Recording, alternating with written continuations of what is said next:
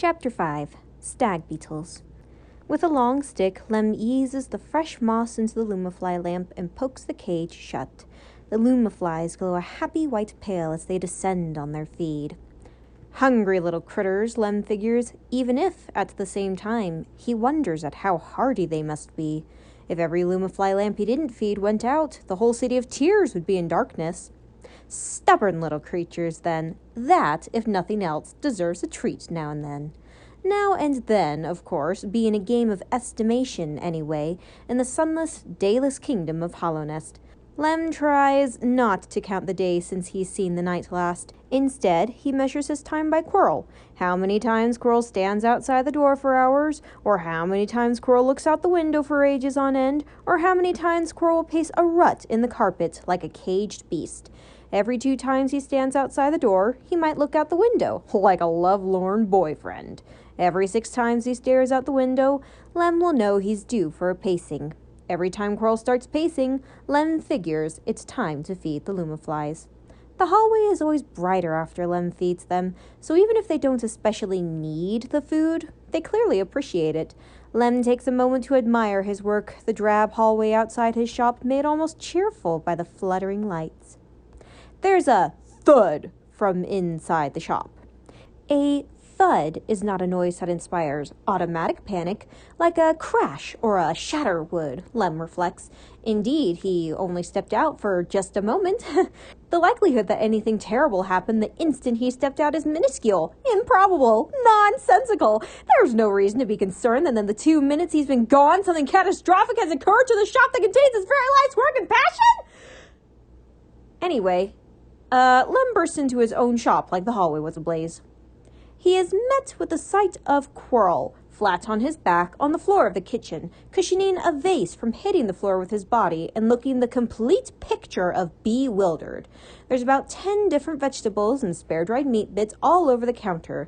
There's a frying pan on the stovetop. There are 0 food items in the frying pan whatsoever. The frying pan hisses unhappily while it heats up. "I assume," says Lem, "there's a particular reason you're being crushed by the Oran period vase instead of making an edible meal?" Quirrell makes an uncomfortable wheezing noise because the vase is about the size of his entire torso. Lem takes gracious pity on the bug and, gently, rolls the vase off of him. "My apologies, I must have bumped into it while walking past." Lem grunts while he sits the vase upright. "Ugh, ugh. Apology accepted, but only because your instincts were good." That vase, in particular, was commissioned as a memento to a dead lover, made of that lover's carapace, because Hollownest did nothing by halves. Not the only work of its kind, but the only one Lem had saw fit to keep. "Between you and the vase, I'd rather you'd broken than the vase." Quirrell laughs and gets back to his feet, but it's a brittle laugh that doesn't seem to be in any relation to honest good humor. "I mean, it's just simple math," Lem goes on when Quirrell gives him nothing. "How much do you would your torso be worth, Haven't even a guess, I'm afraid. I leave the relic seeker to his professional opinion." Quirrell pulls out a dusty cooking knife, returning to the kitchen counter. Considering that there's no cutting board in sight, Lem has no idea what Quirrell intends to do with the knife. "Have I stumbled onto your plan at long last? Is that why you've kept me around so long? You wish to harvest me for my adequate torso?" "Ah, you've discovered me," says Lem, flatly. "But no worries. Your torso will keep for a long time yet. Longer if I keep you watered." Quirrell chuckles, and it feels more honest this time. He goes back to, well, what Lem assumes Quirrell thinks is cutting vegetables, but more than anything, it makes it incredibly clear Quirrell has no idea what he's doing. "Do you have a crafter in mind, or will I have the honor of being your own work?" Quirrell asks absently. Lem waves off the idea like it was an escaped lumafly. "Oh, no bug could have such an honor. Never had the head for crafting anything myself." "All efforts need to start somewhere. Perhaps I could be donated to your new beginnings." Something about that makes Lem's shell itch. "Whatever the worth of your torso, it is surely more than that." Quirrell doesn't respond. The cooking knife in his hand slows, then stops. Lem recognizes that look on his face and deeply wishes he didn't. It would be easier if Quirrell were upset or offended at something Lem said, but no! Quirrell is staring out the window again, watching the rain patter on the glass, vacantly and distantly, again! Like so much clockwork, the gears out of sync, the hands slowly winding out of order and out of time. As unfortunately familiar and regular as that expression is, this is the first time Quirrell has become lost to the present day mid-conversation. And standing up. And doing something.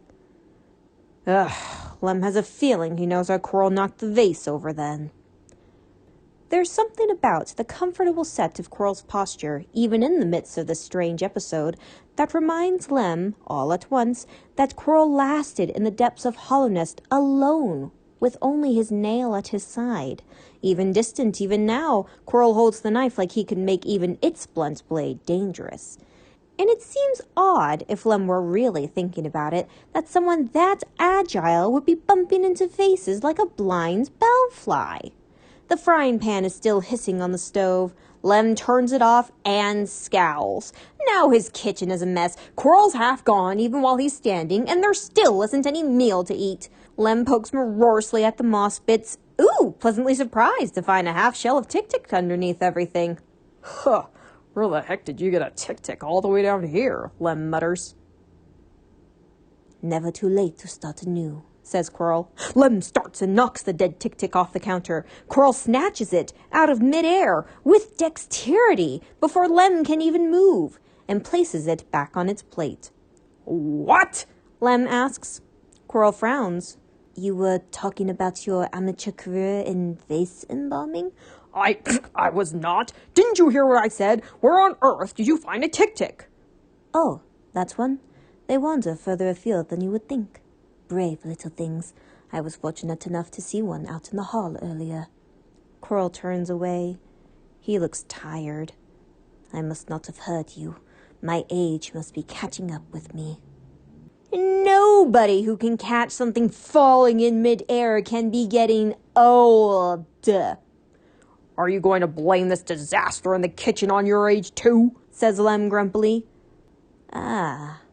Quirrell looks at the disaster blast radius around him. No, I'm just bad at cooking. Lem throws up his hands. Fine. Here I thought I'd keep you around to make a decent meal now and then, but it seems you're completely useless to me. Move over. I can hardly have you take responsibility for this mess. Oh, I'm not, says Lem darkly. If I can learn how to embalm a corpse, you can learn how to cook. First of all, they do not need this much vegetation out on the counters. If Quirrell's found a Tic-Tic to eat, Lem is of the opinion that bugs are the only thing really worth eating if he can help it. Quirrell's drained it of infection already, and he salted and spiced it well enough. He just has no clue how to cook it. Apparently, Quirrell ate most things raw for a few years, which is really the only proper way to eat a bug anyway, but cooking kills the taste of infection more thoroughly, so Lem has unfortunately begun making a habit of cooking his bugs. There's a period where Lem has to teach Quirrell how to dice a root vegetable, which Quirrell can't seem to get the hang of. For one, he keeps trying to hold the cooking knife like it were a nail. Just cut the thing with your nail, why don't you? Says Lem. Quirrell pauses and appears to seriously consider it. Absolutely not, says Lem. I wouldn't have, says Quirrell, hastily enough that Lem knows he absolutely would have. Then they have an argument about whether or not they should fry or boil the Tic-Tic, because Quirrell wants to eat it raw, and Lem thinks Quirrell should learn how to cook something on a frying pan, but Quirrell says that half the point of a Tic-Tic is that you can eat it right out of the open shell, and Lem spends about 20 minutes disagreeing just because he doesn't like that Quirrell is right, at which point Quirrell just stops listening to him and throws a dozen root vegetables on the hot frying pan, resulting in half of them starting to fry and the other half winding up in the stovetop fire, where they burst into flame. For whatever it's worth, the incident makes Quirrell a lot less crotchety about sitting through Lem's tutorial of how to roast something in an oven. Lem gets out his own plates because he doesn't trust Quirrell not to disappear into his own head in the middle of carrying them. They sort out a few seeds and berries with little fuss. Quirrell pulls out the old rickety table that Lem put away when Lem stopped using his own kitchen in favor of eating at his desk. At last, they start to pull together a meal that actually resembles a meal, and all that's left is to let the oven finish its roast. In the meantime, they resolve to put out some tea. Lem owns 2 teapots, one of which actually cooperates when you pour tea, and the other of which is a cranky crust Lem only kept out of spite, fondness, and camaraderie. Of the 2, Quirrell sets out the cranky teapot, and then all that's left to do is wait over the sound of water hissing. The tick-tick meat is beginning to dry out by the time Lem tries it and finds it a little bland for his taste. So Quirrell, as if it is a completely normal thing to do, pulls an entire pepper from his travel bag and cracks the juice over the tick-tick. It helps make rations more vibrant, says Quirrell when Lem stares at him. I'm not a cook, but it's easy to do, and even I know that more vibrant food leads to more vibrant travel, which is the most important part. Lem scoffs into his beard. Pfft, vibrant travel, he says. Surely whatever's out there can't be that interesting if it needed the assistance of spices. Oh, the look on Quirrell's face! Lem feels like a novice relic seeker again, discovering a broken open arcane egg, seeing something wonderful, but having no idea what it really means. That is to say, it is a deeply scandalized sort of expression, as if Lem had just admitted to being a vegetarian. Not interesting, Quirrell says in disbelief. And you, a relic seeker, interested in history and the world as you are. And I am a relic seeker because there's no need to scour the boring tracks of the world for the interesting bits and bobs. I have the relics come to me. Going out into the world just means you have less luck finding artifacts, like digging through a great desert when you could instead use a sieve. Oh, it's not the same, Quirrell says, between checking the oven again and transferring the dried berries to the serving dish. Relics in history only speak so much. You have to go there. You have to be there to feel the place in your shell. Lem groans. Good humor evaporated. Oh, gods. You're an outdoorsy type. Which explains everything, honestly. No wonder Quirrell paces like a caged beast in Lem's apartment. A proper wandering adventurer, no doubt, like the kind Lem used to get a lot more often, stumbling into his shop on their way deeper into Hollownest. The kind of traveler who could never sit still, always hungry for another adventure, always thinking they'd live to have 1,000 adventures more. Of course, Lem never saw a traveling face more than once. These days he hardly sees a face to begin with. Aside from the night. And Quirrell, of course. Lem taps an annoyed finger on the kitchen counter. Outdoorsy types rarely make good scholars. No patience. You are perhaps one of the least patient bugs in Hollownest, Quirrell mutters. But before Lem can retort, Quirrell goes on. Outdoorsy types, as you call them, certainly can be impatient, especially if they rarely travel long distances. Quirrell looks down towards the little table with a half-done meal and pushes the seeds around with a fork.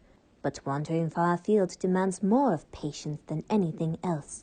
The wastes do not reward the impulsive bug, but the methodical one, navigating by starlight especially. The first thing a traveler learns is how to decipher directions from the night sky. It's almost surreal for Lem to hear about night sky navigation from a real living bug, rather than a long fossilized wanderer's journal. Journals, in particular, say their piece and take no questions. If they're unclear or damaged, Lem has no way of asking for clarification. It's even more surreal, then, that Lem realizes Quirrell is exactly one of those wanderers, now in his shop, a whole journal's worth of knowledge in his head somewhere. Did they ever lead you anywhere in particular? Lem asks. Quirrell lights up like a well-fed lumafly. The places the stars have led me. Relic seeker, perhaps you have heard of Forest Roost. Lem frowns. The phrase strikes a bell, but a quiet one. A city-state perched inside a massive tree, twice as tall as Crystal Peak and 3 times as wide. No tree alive resembles it. Surely the tree resembles itself. Quirrell beams like Lem has fallen into his clever trap. You would suppose so, but think again. The tree itself is no longer alive. By some natural process, the entire plant has become rock, aggregate, a standing fossil, an entirely natural stone tower. The clever bugs, termites they call themselves, have hewn permanent and beautiful tunnels throughout. Quirrell's hands move while he speaks, not any particular gesture, but more of a general excited waving motion. He leans forward, eyes bright and focused. And instead of being lit by lumaflies, they are lit by specially bred yellow lichen. The family in charge of the lichen colonies rules the ostensible parliament, for without that light, the entire city would fall into chaos. Surely there are other ways of lighting a giant stone tree, Lem interjects, even without lumaflies. If there was, it was certainly taboo to ask. I spent a fair amount of time in Forest Roost, and only ever saw the bright yellow glow of that specific lichen. Oh, what I would have given to see the farms. Quirrell sighs, just as the kettle starts to whistle. Unfortunately, outsiders were forbidden. Isn't that always the way? Lem says blandly, pouring the freshly boiled water into the teapot and passing Quirrell a cup. You can hardly judge. You forbid your best and only customer from the back room. Lem glares at Quirrell. They come in smelling like literal dung. I swear I've seen the stench come off them like a cloud. That is getting nowhere near my artifacts. Quirrell makes a sympathetic face. It certainly is, pungent, yes. And there you have it. The perfect argument against travel. It leaves you smelling terrible. Quirrell chuckles. My time in the salt springs would disagree with you. A deep well formed by water dripping from the caverns above, walls and ceilings themselves made of pure salt. Nothing could grow there, of course, and God's help you if you tried to drink it. But it was a certain kind of salt that had long been unearthed from some striation deep below, with the most pleasant color of rosy red. I've never smelled or felt better. An impossibly lucky find out there in the wastes, says Lem, without meaning it. Quirrell could make anyone fall in love with traveling and wandering the way he speaks of it. Oh, confound him! Lem's actually curious about travel for the first time in his life spent indoors. Did you have a guide? Only the heavens. I was largely a solitary wanderer. Two solitary bugs stand together in the kitchen of a long-dead city dweller, watching flowers roast. Eventually, Lem pours the tea from the teapot. The sound of water runs quiet. A lucky wanderer indeed, Lem says, to see so many places. Quirrell turns to gaze out the kitchen window. For a moment, Lem wonders if he has lost Quirrell again to the echoes inside of his mind. But Quirrell says, "Lucky indeed." The oven chirps that it's finished. Lem slides the pan out to let the flowers cool, but Quirrell doesn't move, still staring out the window into the rain. I had dreams of the places I'd travel to. I'd think of them so much, Quirrell says, without hesitation or uncertainty, simply describing an experience like nothing about it was unusual or difficult to believe. I'd dream of the places I'd see, as if I'd already been there, or I was there already. I dreamed of Hallownest, but even before I dreamed of Hallownest, I'd dream of other places too, of times I'd never lived through and people I'd never met. I dreamed of them so vividly, I could have been there, spinning some storyline between the bones of what I'd heard in legends in academia, bringing it to life long before I ever arrived there. Sometimes, when I arrived, they were nothing like I thought they'd be, and then I was all the more richer for it, because then I had the pleasure of visiting two wonderful places for the price of one. His reminiscent expression takes on a melancholy tilt. But no matter what, I longed to see them. I wanted so much. I woke up every morning grateful for one more day, to see one more place, excited to get going, excited to start again the instant I had to go to sleep. I could barely wait. I longed to go a little further, see a little more, and every future was a wonder, even those most bleak. Why did you stop? Lem asks, before he can think. Quirrell blinks, as if he didn't even think of the question. Lem regrets saying anything immediately. Lem has the distinct feeling that he might not have been intended to hear anything Quirrell just said, but he can't stop here with Coral looking at him like that, so he's got no choice but to move forward. And for that matter, Lem is not especially understanding of those bugs that found a thing they loved, found a true passion, and then let it fall away. Lem held firmly that if a bug found their passion, it was practically a moral responsibility to grab onto it with both hands and never let go. To give up a passion was to give up on living in all but name, an utter waste. Well, he says, if you loved it so, why bother stopping? Coral turns his eyes, not back to Lem, but towards the table and the plates in front of him. Lem can see the gears turning in his head, grinding out some sort of explanation or story. Perhaps he is simply organizing events, or perhaps he is fabricating something entirely, or maybe a bit of both. Every retelling, even the most factual and impartial, is always mostly untrue. The wandering, Coral says, and hesitates. He speaks haltingly, as if picking his way through something fragile. It was not truly wandering. That is to say, I discovered that my journeys had been part of a larger plan, a grander design. Lem scowls. Coral glances up at him, but instead of being chastised, he looked pleased. And in journeying to Hollow Nest, I discovered this design and my own part in it. My wandering, long thought to be a simple impulse to follow simple joy, was instead a small piece of a much larger picture. Perhaps that simple joy was not so simple, not so straightforward. Perhaps the love I felt was not even my own. Perhaps not even... Coral pauses, half his face hidden behind his cup of tea, and glances back towards Lem. Every time Coral looks at Lem sidelong, Lem just gives him the same irritated scowl he always has, and every time, Coral seems to grow bolder, as if pleased with Lem's complete lack of sympathy. In any event, now I find my journey complete, over with. I have found that instead of aimless wandering for the pure joy of it, I wandered for a reason all along, to find a very specific end. And now that I have found that end, there is no more reason for me to travel. My piece in this design is complete, and my purpose is fulfilled. And yet, here I remain. And? Says Lem, nonplussed. Coral says, ah? And? Lem repeats. Coral stares at Lem like he's suddenly grown a second head. I mean, so what? I'm glad. Sounds like a fun time. Or not, whichever. It's over, isn't it? Now you can go and do something else. Gods know when I finish a project, even a project I loved, my relief is thick enough to cut. It's a load off my chest, isn't it? Go on, then find a new project. If you want grunt work, I've got 15 projects I've been meaning to get to in my back room. That's not how it works, Coral says.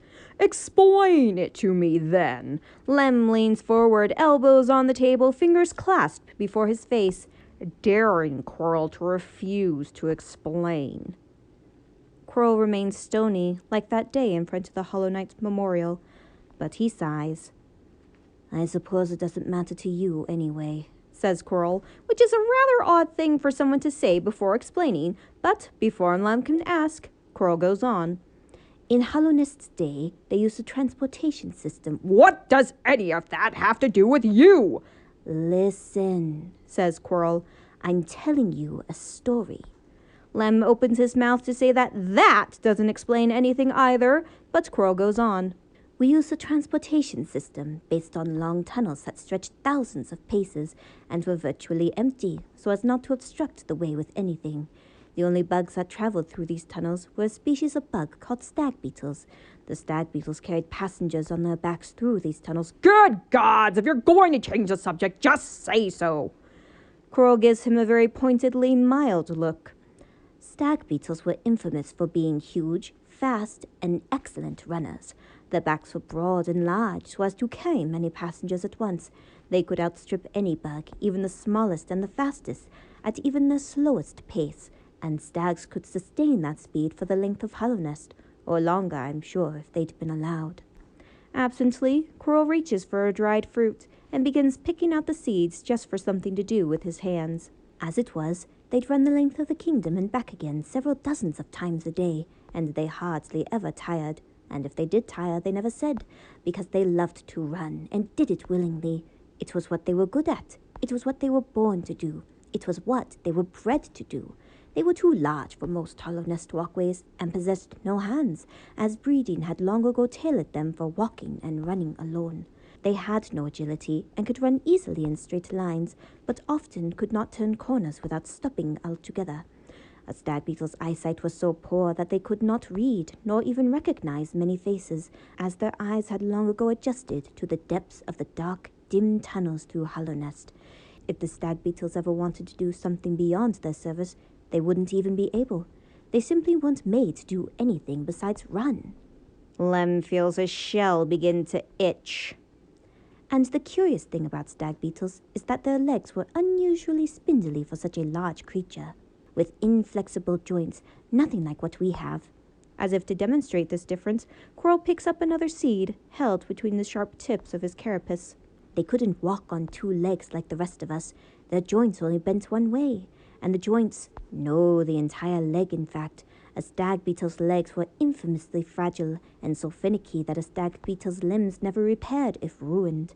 They were so well tailored to the act of running that they were likely to shatter in the process of doing it.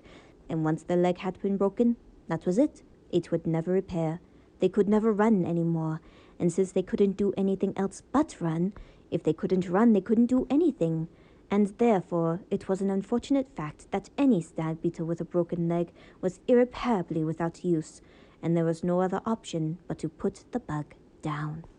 Without hesitation, Lem snaps, "And what does that have to do with you?"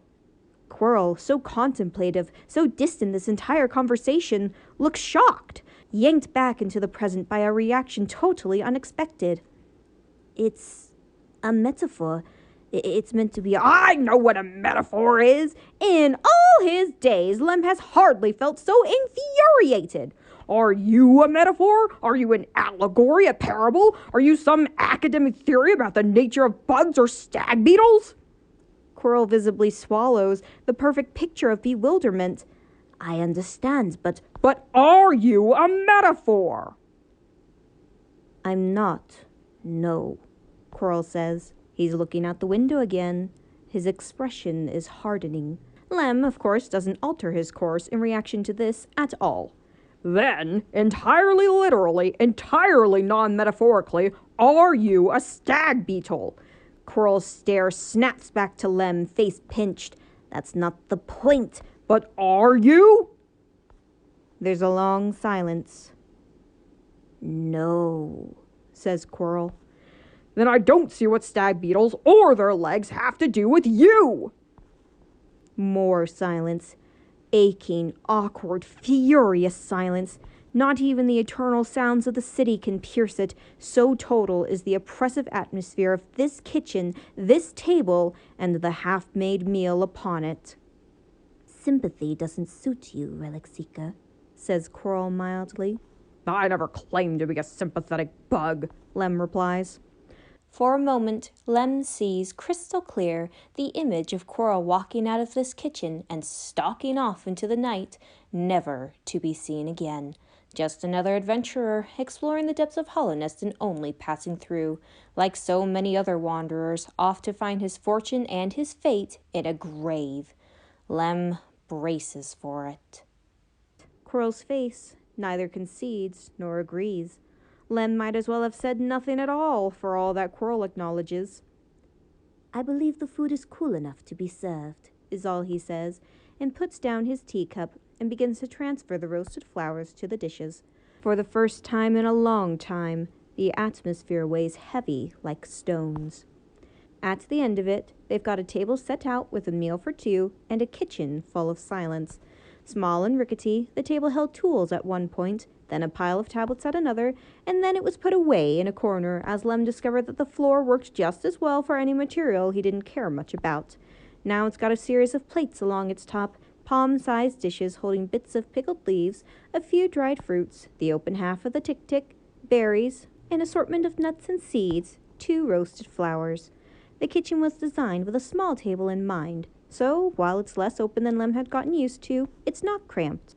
Lem realizes, standing there before the spread of food they've prepared, that this was a mistake. Not the food. This whole quarrel, everything.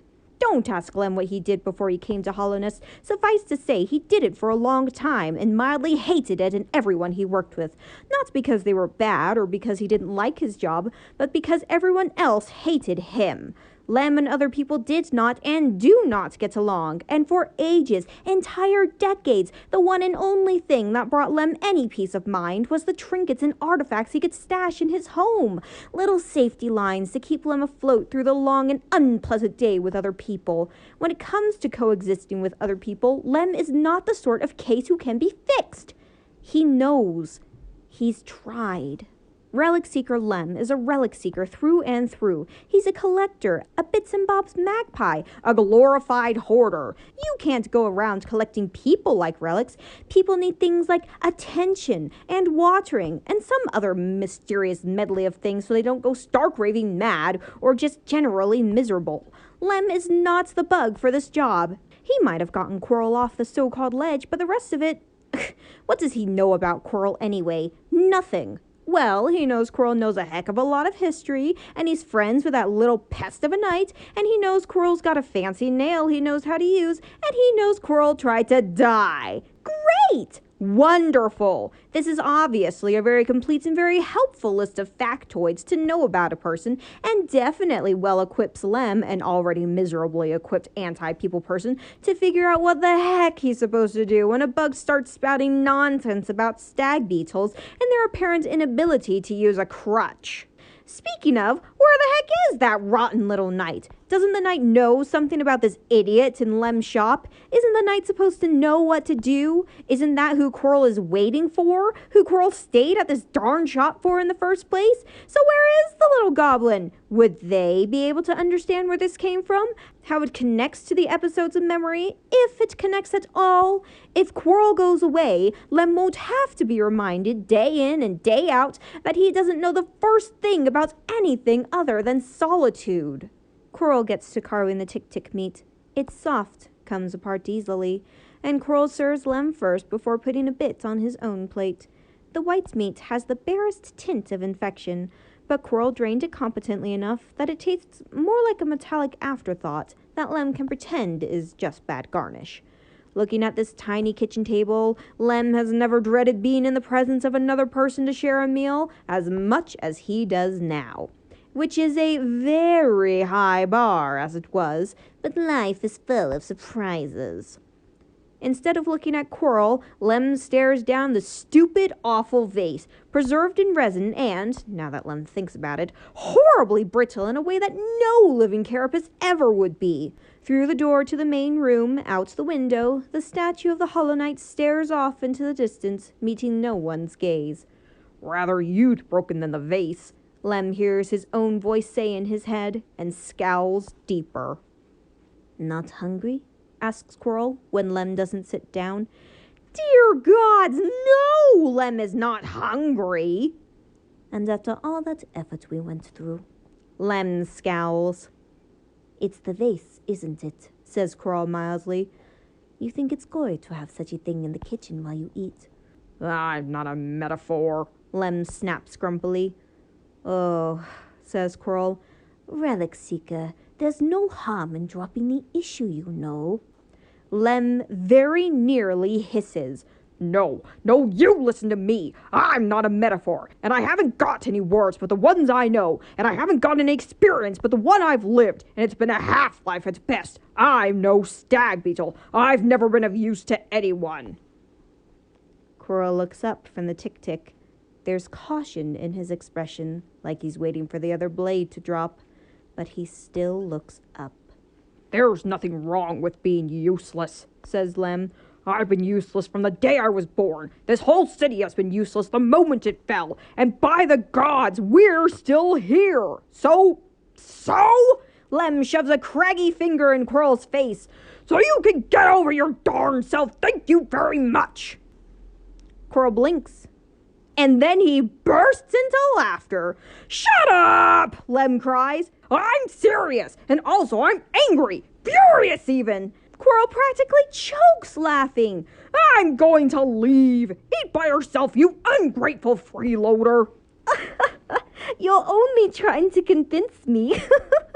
Being worthless is no bad thing, so you can get away with not paying me. Quirrell snickers. Well, maybe. That's a helpful bonus, it's true. You haggle with me over Geo even after I've cooked you dinner. You set my kitchen on fire! You owe me, not the other way around! How about this, says Quirrell, still snickering. It's important to keep a trade fair, isn't it? Instead of useful, we could endeavor to be pleasant company instead. Lem frowns. Just company. Pleasant is a bit of an ask. Haggling even over this. I don't take criticism in my own kitchen, Lem says irritably and sits down and shoves a piece of Tick-Tick in his mouth before Quirrell can respond and points warningly to his full mouth before Quirrell can continue the conversation. Quirrell picks up his own utensil with that closed-lipped smile of his and watches as Lem realizes that, despite everything, the meal actually does taste quite good.